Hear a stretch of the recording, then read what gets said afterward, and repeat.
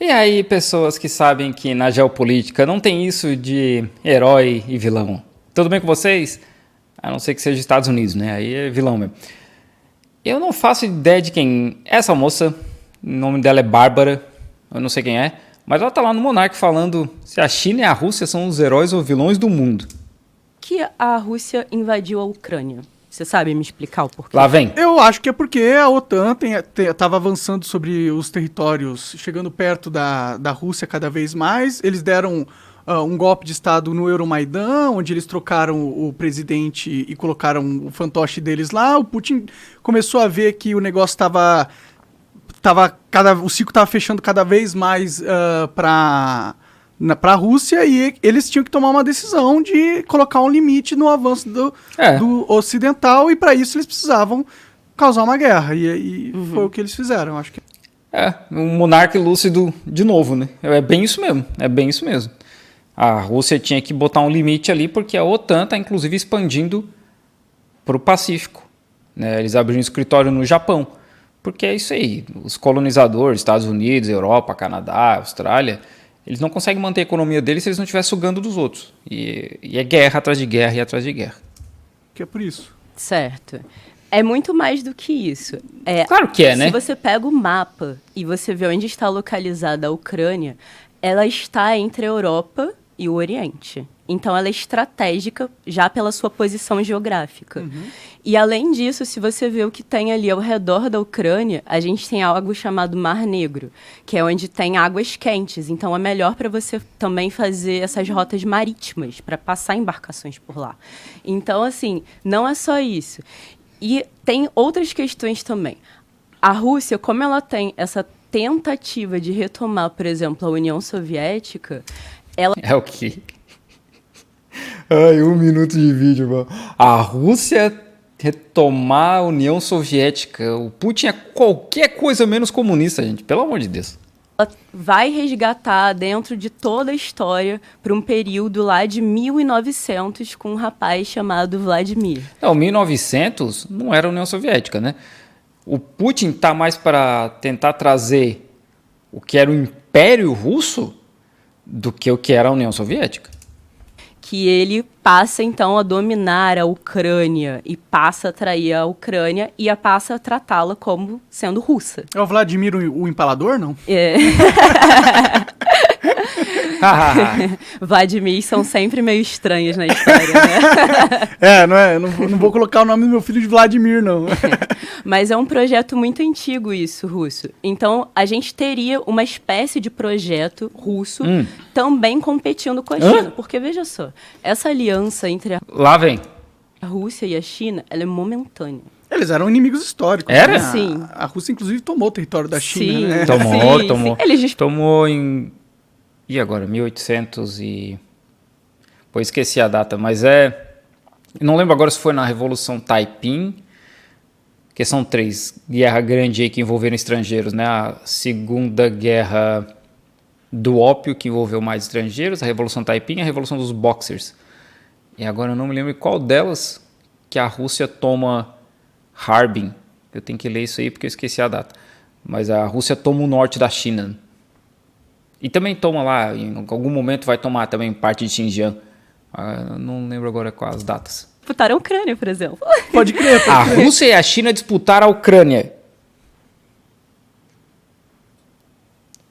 Moça, tem certeza que sabe onde é que fica a Ucrânia? Tem certeza?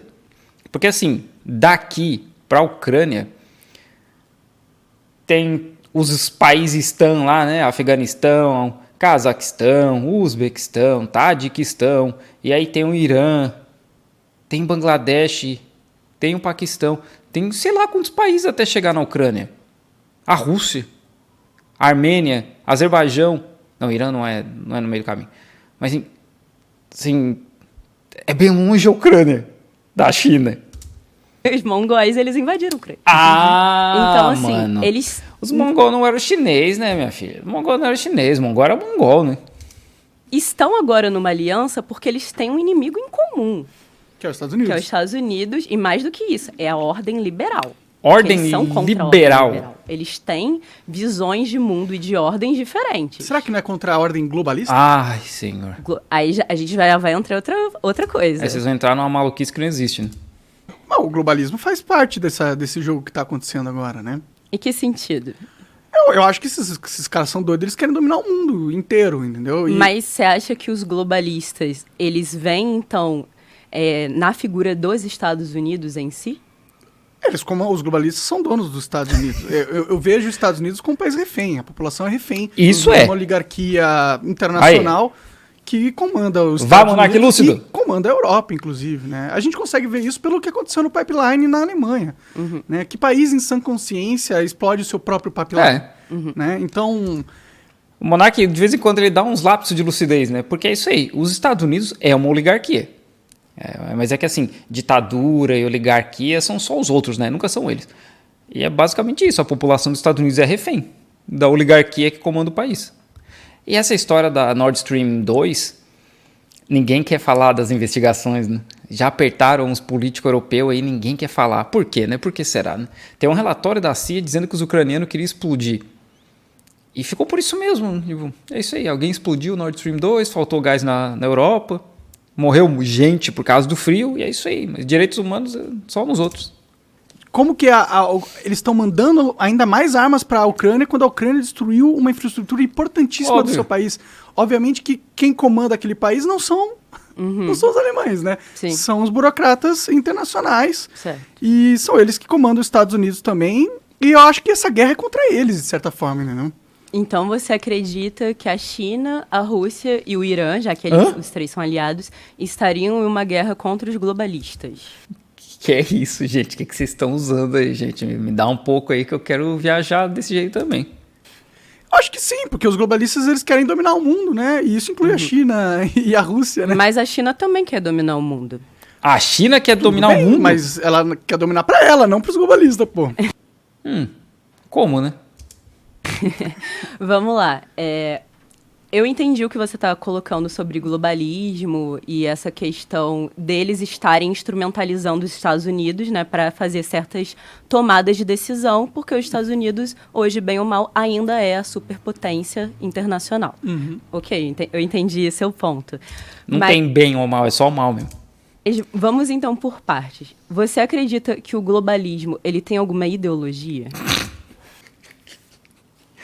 Moça, todo mundo tem ideologia. Todo mundo.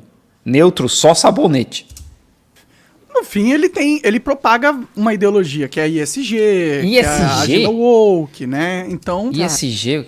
O que é ISG? Agenda woke? Meu Deus, cara. Woke pra mim é um negócio que a gente usa pra cozinhar, que eu tenho. Eu criei uma, inclusive, eu nunca uso porque é muito grande.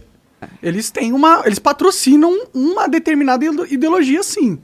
Que é uma ideologia que, ao meu ver, é meio marxista, meio comunista, tá ligado? Tá, mas veja como então é contraditório isso.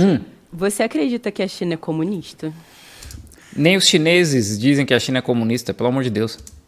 Eu acredito que a China é uma... É um socialismo com capitalismo. É entendeu? uma mistura. Por causa da economia que você coloca? Porque como eles podem ser comunistas? É, né? Porque é isso, né? Socialismo, capitalismo, economia. Se eles têm um monte de empresa lá, inclusive as empresas não dão nenhum direito para os trabalhadores, isso não parece... Ah, Monark, aí tu me quebra, né? Eu digo que tu tá lúcido no começo do vídeo, aí depois tu vem dizer que não tem direito para trabalhador, Monark. Pô, aí tu me quebra, né, cara? A gente tem atestado, né? Dia de atestado, a gente tem férias, eu pago o INSS, apesar de que tem um professor brasileiro que dá aula em Xangai há 15 anos e falou que não tem INSS na China, né? Sistema de aposentadoria. Tem, sim. Eu pago. Eu sou estrangeiro e eu pago. Então tem, cara. Tem direito. Tem segurança do trabalho. Por mais que ainda seja muito longe do que é no Brasil, né? A China ainda tem que investir muito e crescer muito nisso. Tem, sim, cara. Pelo amor de Deus, para de ficar repetindo essas besteiras que tu lê no Twitter, irmão. Parece muito comunista para mim, entendeu? Certo. Mas qual a sua ideia de uma economia comunista? Não seria tudo controlado pelo Estado? Não, porque no comunismo não tem Estado, né, minha filha? É que vocês acham que vocês sabem o que é comunismo quando vocês não sabem. Sim. a China não controla tudo pelo Estado? Não. Já que ela, Não. por exemplo, essas empresas privadas, quem é o maior sócio delas? A China É, controla tudo. É a China. Sim. Não é. Não é. Nossa empresa não é. Não é o maior sócio, não é a China. O maior sócio é a Haier Europe. E aí tem um sócio chinês porque eles compraram essa fábrica de um chinês. E é isso. O governo chinês não tem nada, nenhuma participação na nossa empresa aqui. Na Haier China, não sei. Mas na Haier Europe, que é onde eu trabalho, não. Então, há um controle muito forte sobre essas empresas vindo do Estado. Essas De empresas outras estão formas. amarradas ao Estado. De outras Só formas. que a diferença da China é que ela percebeu, conforme a gente teve essa crise lá, quando a gente tem a Revolução Chinesa com o Mao, que não dá para você ficar com a economia totalmente fechada. Por isso que a China, depois ela vai abrir na década de 80 a economia. Ela vai abrir na década de 80 a economia também porque acabou os embargos, os Estados Unidos falou, oxe, e aí China, vamos se juntar aí contra a União Soviética, né? E aí tem a divisão. É por isso também, teve um monte de coisa, não foi simplesmente a China, a gente tem que se abrir. Tem muita coisa, muito contexto, né? Poder, aos poucos, ir, né, se reerguendo, se estruturando financeiramente falando que ela estava quebrada. Então... A China estava quebrada. A China estava quebrada quando o Partido Comunista vence a Guerra Civil. E aí a China era o 9º país mais pobre do mundo. Dali para frente foi só para cima, moça. Mas aí parece mais um fascismo do que um comunismo, na verdade. Mas é uma espécie de economia fascista. Então, Que gente ignorante. Eu acho que eles são mais fascistas, eu Que acho. gente ignorante. Porque o comunismo não... Você não tem que, tipo... Não é só centralizar tudo no governo que é comunismo. Tem uma série de outras questões que tem que existir, né? Mas há questões chinesas ligadas à questão socialista. Se você pega todas as reuniões que a gente tem hoje do PCCH, que é o Partido Comunista Chinês... Por que Até H? que enfim alguém, né, usou o É para H. poder não confundir com o PCC só. Senão vão achar que eu estou falando do crime organizado aqui do Brasil. Entendi. É só por isso. Mas hoje as reuniões que a gente tem no Partido Comunista, elas são muito focadas, todos os discursos do Xi Jinping, na questão que a gente tem ideológica propagada pelo partido, que é a Moça, isso acontece há 70 anos. 70 anos já. Não é o Xi Jinping que começou isso. Vocês estavam em Nárnia antes? questão do marxismo maoísta. Nossa senhora, gente. Vocês achavam que era o que antes do Xi Jinping rolava aqui na China? Trotskismo?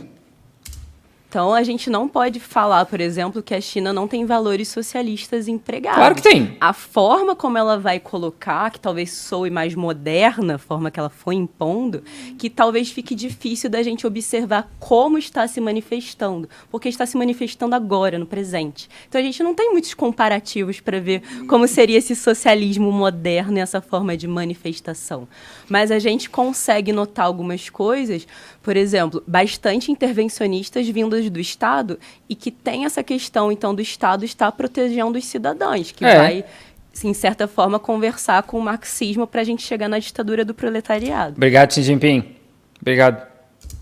Que seria, por exemplo, a questão do crédito social. Ah, não, irmão. Você sabe o que é o crédito social? Sim, é que eles ficam monitorando todos os cidadãos, se ele fizer qualquer coisinha que o governo não gosta, ou falar alguma coisa que o governo não gosta, eles tiram o crédito social, que se você perder muito, acaba impedindo você de morar em certos lugares, comprar certas coisas, conseguir empréstimo, entre muitos outros. Exatamente. Então a gente já vê... Exatamente errado, né? Eu tenho que fazer um vídeo. Eu tenho um vídeo sobre crédito social em 2020, mas algumas coisas já mudaram. Mas crédito social não é no país todo. Existe um banco de dados que empresas podem usar, mas assim, não é um negócio que rola pelo país todo. Isso que ele comentou de o governo controlar tudo, isso também não existe. Tem alguns locais da China que o crédito social ele funciona mais ativamente. Por exemplo, se a pessoa doar sangue, ganha crédito social. Se a pessoa tá em dia com todos os impostos e, sabe, essas coisas menores assim, né? Porque na cabeça deles é como se fosse um crédito de confiança. Eu posso confiar nessa pessoa para vender minha casa para ela, para vender um carro, sei lá, esse tipo de coisa, né? E aí se a pessoa tá devendo na justiça, perde crédito social, se a pessoa vai presa ou, sei lá, esse tipo de coisa, né? Não é atravessar fora da faixa que vai fazer perder crédito social. Aqui na minha cidade eu tenho isso em vídeo aqui, né? pessoal dirigindo em cima de calçada, eu atravessando fora da faixa, e nada acontece. Eu não tenho crédito social. Tem gente que trabalha comigo que nunca ouviu falar disso. Os caras que trabalham comigo que são do partido, eles já ouviram falar, mas eles nunca nem viram isso de crédito social. Porque não é um negócio na China inteira. A China não unificou nada disso, né? Existia uma ideia, mas não rolou ainda. E aí a ideia, como eu falei, é a questão de ser um crédito de confiança. Existe sim isso de a pessoa não ter acesso a alguns tipos de serviço, como primeira classe em trem, algumas passagens de avião e algumas outras coisas, que eu acho já demais, né? Eu acho que não deveria ser assim. Mas existe isso. Mas não é, olha, você falou mal do partido, o partido vai... Inclusive dentro do WeChat tem uma ferramenta para a gente criticar o partido. Aí eu não, porque eu não falo chinês, não sei escrever chinês. Mas para criticar o partido, dar sugestões, etc. Braço muito forte do Estado para ter essa espécie de controle, como você colocou, da população civil. Não tem, gente, não tem. E isso tem um intuito, que é não criticar o governo. Não tem, gente. Vocês estão num mundo que é muito bonito, que não funciona. Os caras eu trabalho com 10 membros do Partido Comunista. E aí alguns deles se juntam uma vez por mês só para tecer críticas às políticas do partido. Só para isso. Uma vez por mês. É só para criticar. Eles têm uma outra reunião ou duas que é para discutir coisas positivas, mas é uma vez por mês só para criticar as paradas do partido. Eu já fiz crítica em vários vídeos, principalmente na época da Covid-0, que era uma bagunça. E tá tudo certo, eu continuo aqui, continuo com o meu visto, trabalhando. Por quê? O que é ensinado dentro das escolas chinesas hoje é a ideologia marxista-maoísta. Hoje, moça, de novo, hoje, isso é ensinado desde lá, sei lá, 80 anos atrás. O Mao Zedong começou ensinando isso, abrindo escola para funcionário de fábrica aqui em Guangdong, dando aula. Ele, John Eli, mais a galera que começou o partido, os caras começaram ensinando isso aqui em Guangdong. Isso não é de hoje. E aí o mais ridículo, voltando no assunto do cara, do professor que dá aula em Xangai, 15 anos, aí ele usa esse argumento, né? Eu sou professor de economia em Xangai, 15 anos. Ele falou que não se ensina mais marxismo, leninismo ou maoísmo na China. E aí um cara que trabalha comigo, a filha dele tem 12 anos, e aí ele me mostrou uma lista de livros que são obrigatórios, que eles têm que estudar. Todo mundo no high school tem que estudar. Acho que high school é ensino... eu não sei mais como é que chama em português, mas todo mundo tem que estudar. Não tem, e na faculdade todo mundo tem que estudar marxismo. Então isso sempre rola já desde sempre, e aí vem esse cara falando, não, porque eu sou professor aqui na China e isso não ensina mais. Entendi. Então a gente tem que ter essa ideologia sendo ensinada e não ter esse questionamento estatal, já que eu tenho esse emprego onde eu tenho que admirar o Estado. Né? Que emprego, então moça? a gente vai ter toda essa questão socialista sendo empregado por essas vias que são um pouco mais modernas, porque a gente está falando que a gente está usando tecnologia. Mas isso é socialismo? Pra mim isso parece só um autoritarismo radical, tá ligado? Por que é socialismo? Os Estados Unidos faz literalmente isso desde 2001 com o Patriot Act. Eles vigiam todo mundo nos Estados Unidos, todo mundo. Eles vigiavam a Dilma. Isso, pelo menos em teoria, é uma coisa mais bonitinha, porque né? tu não... O que você vê como socialismo? É porque, Monark, tu não sabe realmente como é que isso funciona, cara. Já mandei a ideia pra gente fazer um dia aí, uma live e tal, mas não adianta. Pra eu entender melhor. Socialismo, eu acho que... Bom, pelo que eu vejo dos sociais-democratas, é um país Social-democrata... o Estado Social-democrata é outra fita, né? cuida do povo, né? Faz uma transferência de renda, né? E tudo mais. E cuida do povo. Seria isso, eu acho. Tá. Não sei dizer exatamente. Tá. Então, quando a gente tem um manifesto comunista lançado, quem escreve ele é o Marx, né? E o Engels. Eles vão dar todas as diretrizes no que um Estado socialista ele tem que começar a implementar até chegar no comunismo. Eles não dizem quando que chega no comunismo, só o que tem que implementar. Não é um manual, né?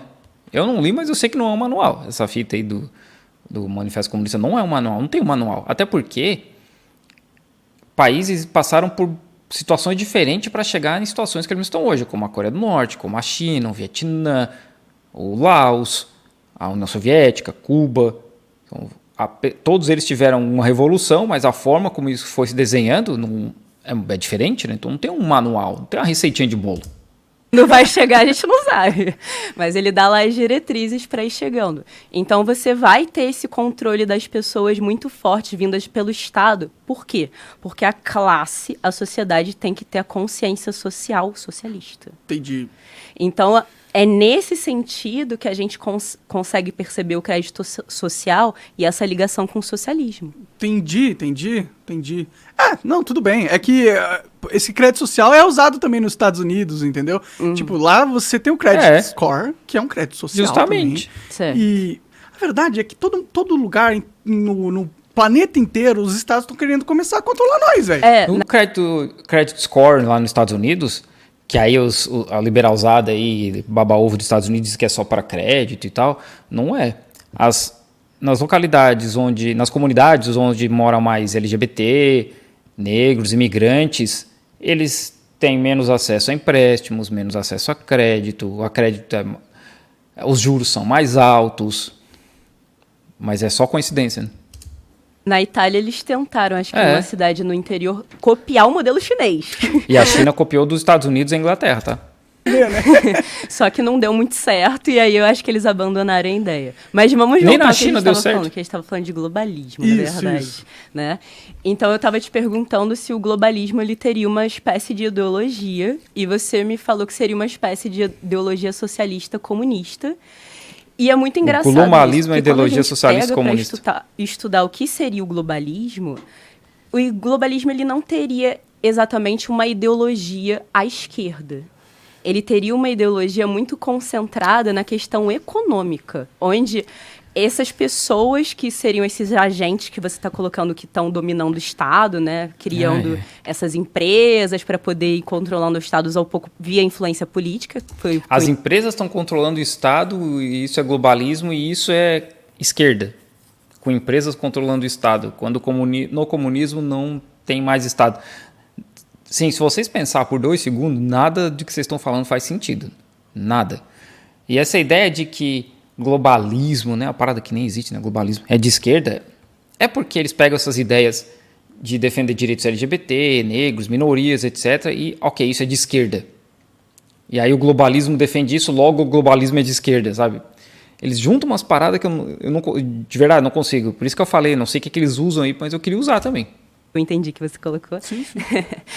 Essas pessoas, elas estariam fazendo isso, tendo essas tomadas de decisão, de irem para a política para poder criar mais regulações, para poderem ter um monopólio econômico.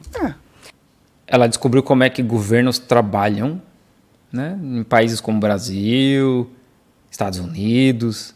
Isso não é globalismo, isso é política normal. Tem literalmente empresas escrevendo projetos de lei nos Estados Unidos. Então, a princípio deles, então, diferente do comunismo, que tem um princípio de ter um monopólio político, o princípio deles principal é ter um monopólio econômico. Eu não acho que seja isso não, pra ser sincero. Eu acho que o objetivo deles é político, não é nem Mas econômico. eles podem conversar. Eles precisam dominar economicamente, mas o objetivo é político, pô. Quando os caras... Nossa, mano, essas conversas...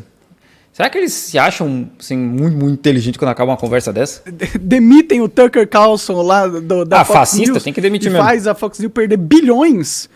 Eles demitiram por um motivo político, não foi por um motivo econômico. Então, eles inclusive perderam dinheiro por causa de um motivo político que eles têm. Então, eu acho que... Fascista tem que perder claro, emprego. motivos econômicos estão envolvidos aí no meio. Sem dinheiro, ninguém faz nada, nem os globalistas. Então, eles querem dominar os mercados, com certeza. Mas no fim do tudo, eu acho que é um movimento de política, porque é um movimento por controle social, por poder, e não por ganho de renda, entendeu? Entendi. Eu entendi sua visão. Só que quando a gente vai estudar isso, a gente tem esse pressuposto que vai partir de um monopólio econômico e pode se instrumentalizar a política para fazer isso. A gente vai estudar o que? Globalismo. Ai, o que eu faço comigo? Entendeu? É que eles já têm um monopólio econômico, né? Por isso eles que já ganharam. Nesse sentido, eles já conquistaram isso. Né? Sim, depois a gente vai ter, então, outras tomadas de poder, que aí eu concordo com você que pode ir para a política. Mas por que eu te perguntei se é de direita ou de esquerda? Porque essas questões, elas vão se confundir. Pra mim, não tem direita ou esquerda no globalismo. tanto faz pra eles. Você qual é acha o lado. que eles vão se moldando, assim? Eu acho que eles querem dominar o mundo. E, e manter-se no poder e garantir que as coisas aconteçam do jeito que eles quiserem que aconteçam, entendeu? Então, Certo. se eles não ligam. Esse negócio de direita e esquerda é só uma ferramenta que eles usam pra confundir a mente das pessoas e dividir a gente em grupo. Porque enquanto a gente tá esquerda e direita brigando um com o outro por causa de lados Certo. que não significam nada, eles estão ali por trás das câmeras fazendo todos os jogos que eles precisam pra controlar a direita e a esquerda, né? Certo. Então, eu não acho que eles se veem dessa forma. Assista esse podcast na íntegra. Até sair aqui. Até tirei antes da hora aqui. Então é isso aí, né, gente?